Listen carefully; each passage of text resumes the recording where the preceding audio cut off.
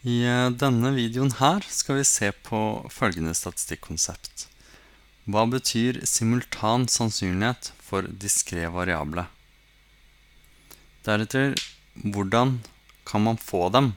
Hvordan kan man regne ut disse simultane sannsynlighetene og snakke om dem ved å, nummer 1, sette sammen uavhengige variable, lage nye variable, eller den siste, tredje, bruke betinget sannsynlighet. Så hva er simultan sannsynlighet? Hvis du har de følgende to eksperimentene. Du har x, som er mynt og kron. Så sannsynligheten for x er 0. Vi kaller mynt for 0. Det er en halv. Sannsynligheten for at x er kron, som vi kaller 1, er også en halv. Og så har du et annet eksperiment, y,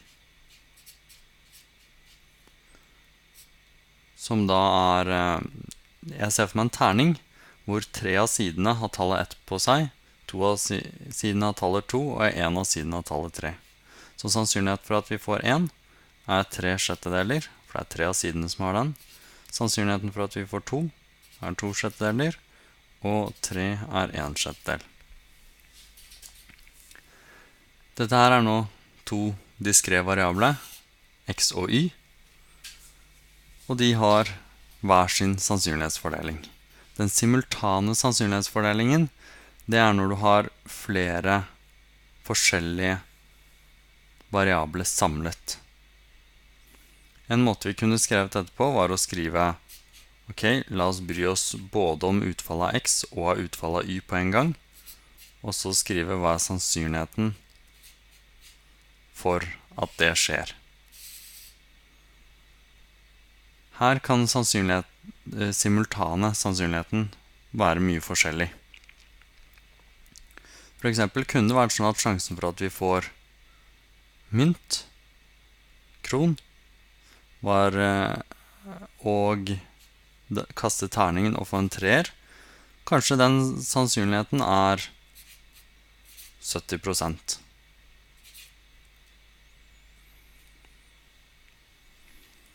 Det ville overrasket oss litt, fordi her er det bare 50% sjanse for å få den, og bare en 1/6 sjanse for å få den. Hvordan kan da sannsynligheten for den simultane få 1 på mynten og 3 på denne spesielle terningen, hvordan kunne den vært 0,7, altså 70%?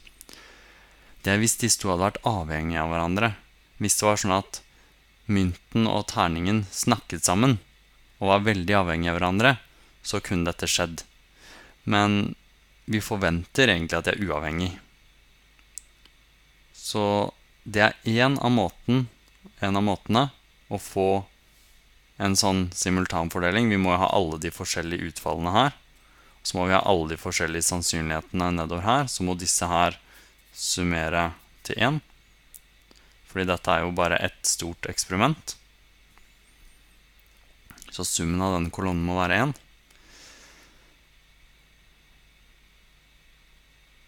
Så la oss nå stryke den her, og så lage et par forskjellige fullstendig simultane sannsynligheter. Første vi gjør er å se på hva skjer hvis vi bruker x og y. Så x og y er nå uavhengig, som er naturlig når det er en mynt, en kron og en terning.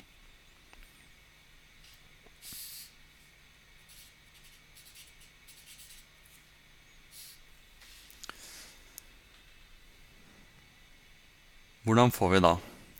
I stedet for å skrive en sånn lang tabell nedover, sånn som vi begynte på her, så er det veldig vanlig å skrive en tabell som dette, hvor vi da kan putte x-en. Så dette betyr at x-en er nedover her, og y-en er bortover der. Så x-en har 2 utfall, det er 0 og 1, og y-en hadde 3 utfall, det var 1, 2 og 3. Og det vi skriver opp i den tabellen her da, det der, kommer til å være alle de forskjellige sannsynlighetene for x, y. Så hva er sjansen for at x er 0 og y er 1? Vel, siden de er uavhengige, så kan vi bare gange sammen ting. Så x er 0, er en halv. Y lik 1 var 3/6, også lik en halv. Så her kan vi bare gange dem sammen fordi de er uavhengige.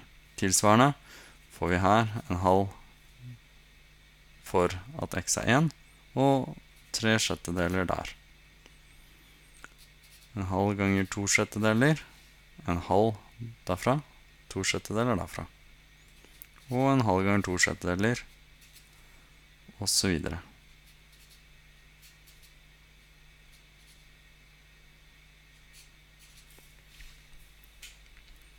Så det er vel det minst spennende eksempelet.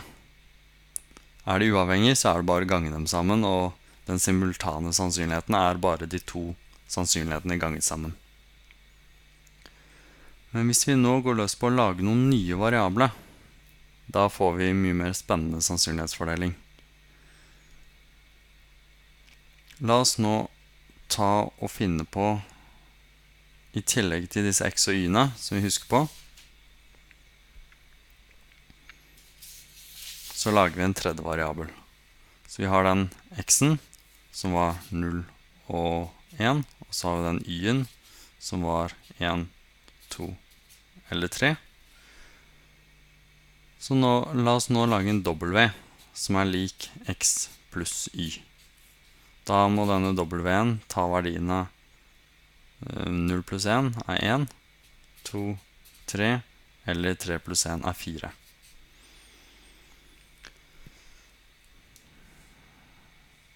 La oss så lage en simultan for x og w.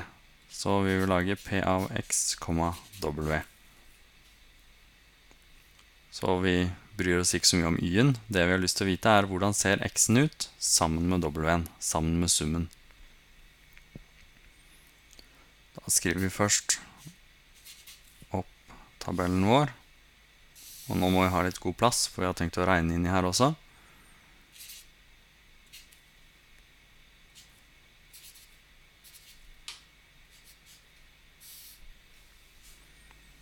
Ok, så hva er sannsynligheten for at x er 0 og w er 1? Ok, så x er 0, og summen av de to er 1. Ok, så hvis summen av de to skal være 1, så må y være 1. Og sannsynligheten for at y var 1,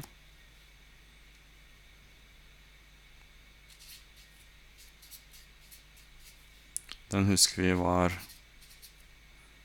3/6.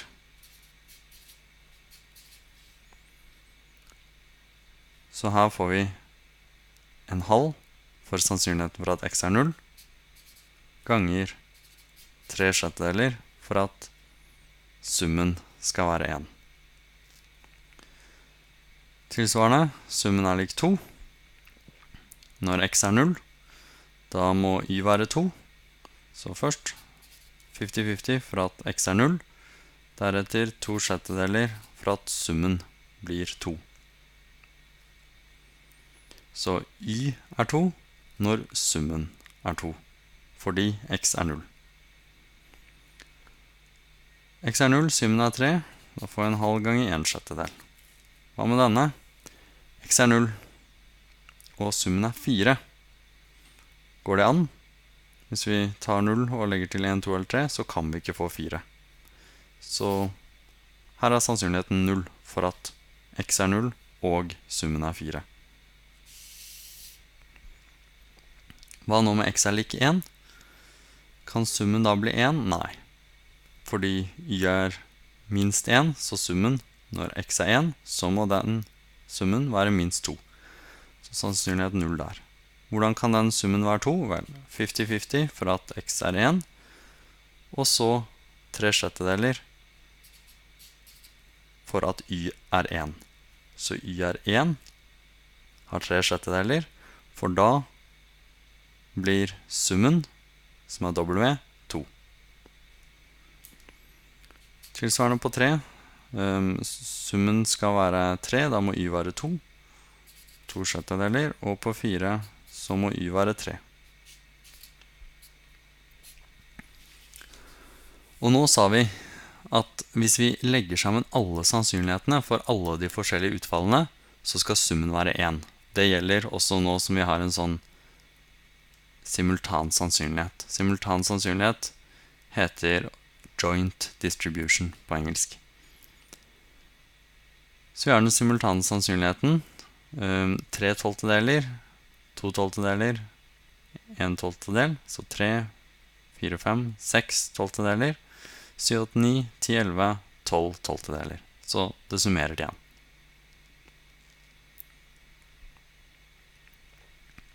Så nå har vi først satt sammen to uavhengige variabler, som vi gjorde i sted med x og y. Deretter så har vi nå nettopp tatt x og w og hatt dem sammen, og se hvordan fordelingen blir. Nå skal vi ta et tredje eksempel. Dette eksempelet her, som det sto på det første arket vårt, så bruker det betinget sannsynlighet. Så det vi ønsker å gjøre er følgende. Vi starter med x, som er den mynt-kron-greia, og så vil jeg spesifisere en betinget hendelse. Så det jeg sier på den betingete hendelsen etter jeg har kastet x er, vel, hvis x er lik 0, så kast terning.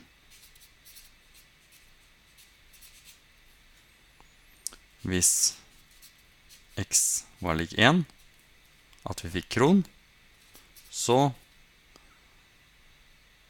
er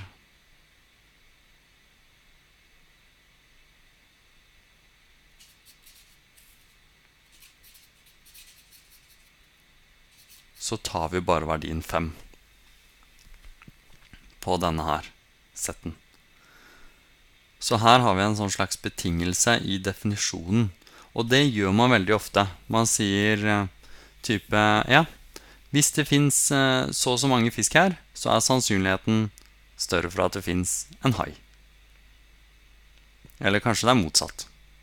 Men man lager ofte en modell ved å bruke sånne betingede sannsynligheter. Nå vil vi gjerne lage en simultan sannsynlighet for x og z. Det er også måten vi jobber oss frem til hva z er, ved å lage denne simultane sannsynligheten.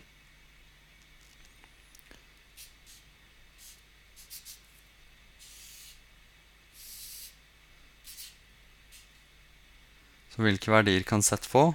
Vel, hvis vi kaster en terning, da får vi 1, 2, 3, 4, 5 eller 6. Hvis vi tar verdien 5, så får vi bare 5. Ok, så hva er sannsynligheten for at x er 0 og z er 1? Hvordan kan det skje? Vel, hvis x er 0, så kaster vi en terning, og x er 0 halvparten av tiden. Så vi kaster en terning og har en sjettedel sannsynlighet for å få 1.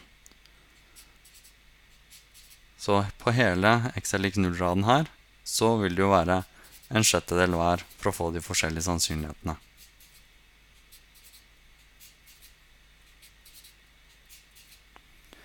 Men her, hvis x er lik 1, så tar vi aldri verdien 1, aldri verdien 2, ikke 3, ikke 4 og ikke 6. Og hva er da sannsynligheten for at x er lik 1 og z er lik 5? X er lik 1 har 50% sannsynlighet. Z er lik 5 når x er lik 1 er garantert.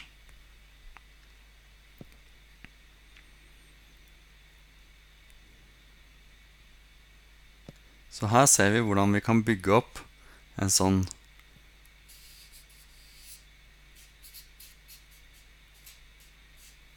simultan sannsynlighet, skulle være z, simultan for x og z. Så her har vi alle mulige x og z kombinasjoner, og så har vi funnet sannsynligheten. Det vi nå kan gjøre, bruke dette her til, er å sette opp en tabell for Z sine verdier. Så hvis vi kan kalle det integrere ut, eller et eller annet, og se på hva er sannsynligheten for Z. Sannsynligheten for at Z er lik 1, den er en 12-del. Sannsynligheten for at Z er lik 2 er også en 12-del. Sannsynligheten for at Z er lik 3 er en 12-del, og 4 er en 12-del.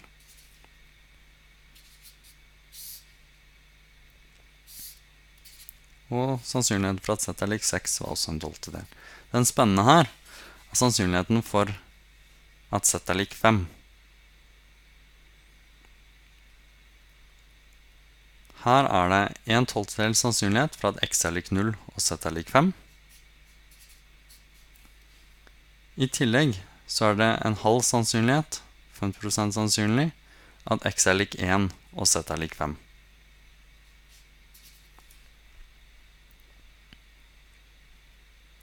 Så sånn kan vi regne ut sannsynlighet for at z er lik 5 ved å legge sammen alle de forskjellige måtene z kan bli 5 på, gjennom å vite disse mindre sannsynlighetene i denne simultane tabellen.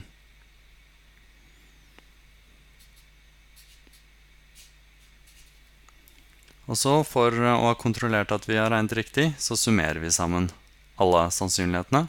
1, 2, 3, 4, 11 tolvtedeler, 12 tolvtedeler. Så sannsynlighetsfordeling til z er en lovlig sannsynlighetsfordeling.